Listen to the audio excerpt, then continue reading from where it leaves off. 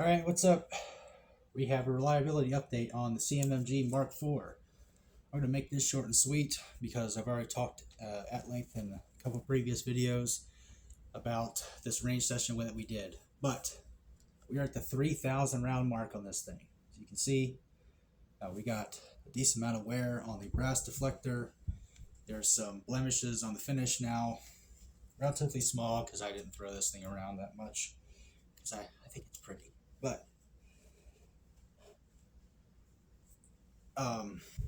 in those 3,000 rounds, I have had 3 malfunctions.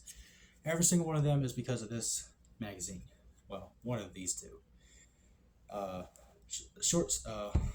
Long story short, the magazine spring in these is not stiff enough to keep up with full auto. So at the end of the magazine, with 2 or 3 rounds left, sometimes the bolt carrier will outrun this follower, pushing around up to the next position. And sometimes it'll jam it into the feed ramp from the side, bending the case. But that being said, this rifle is extremely reliable. I've had, other than this magazine, I've had no failures, no malfunctions. It's ran everything I wanted to. The only time that it upset me, it wasn't even really the fault of the rifle. It was actually the Atrius FRS that let me down. But guess what has made a comeback? Yes, this is my old Bear Creek upper. And look what's in it. Look at that little guy. And yes, it does work.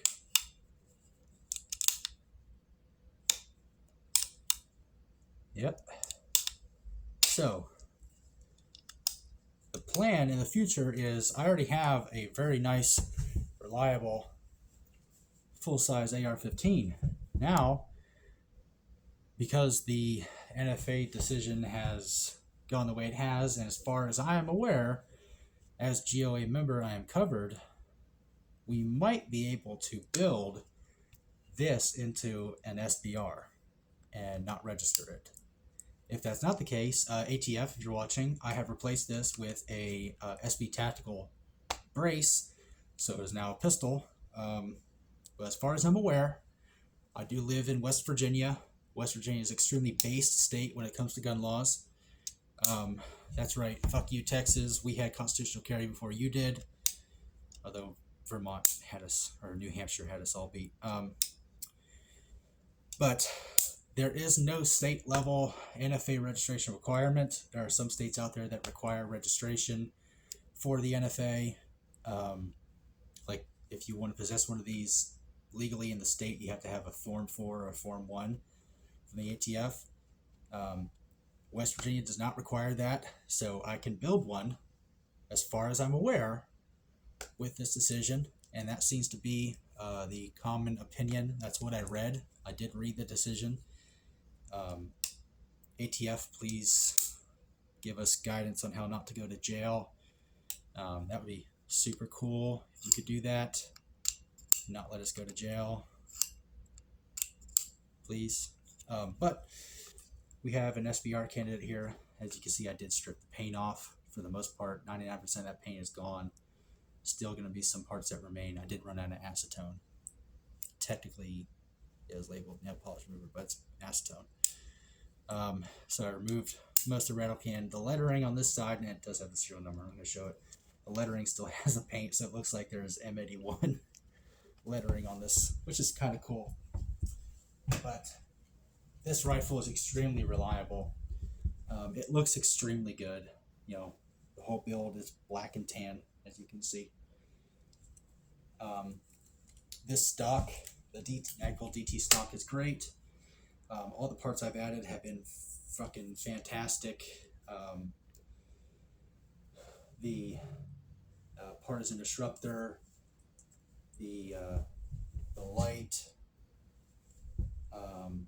backup irons, the dot that I just put on it, Hollis and HM3X, everything works so well together that, you know, you actually have a real fighting carbine God forbid you were to need one.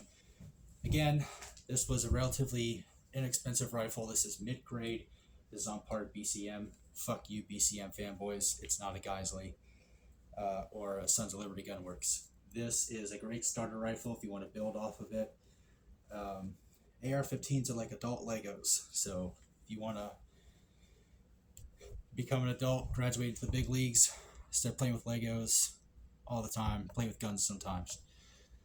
Piece of chicken grease, buy a CMMG, support the company. Sounds bad, but CMMG is pretty cool. They did say they're not going to sell to California law enforcement because of all the gun control in California.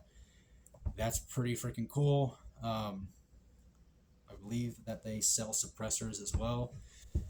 I don't know how they're doing, what their plan is with the NFA case. I believe it was Silencer Co. or Silencer Central VATF. But a lot of these companies have stuck their neck out politically and legally for us, especially people like SB Tactical. So just because you're behind the lines and can't build an SBR, SB Tactical's got you. So get a Mark IV, be a cool guy, get it in black and tan. Peace and chicken grease.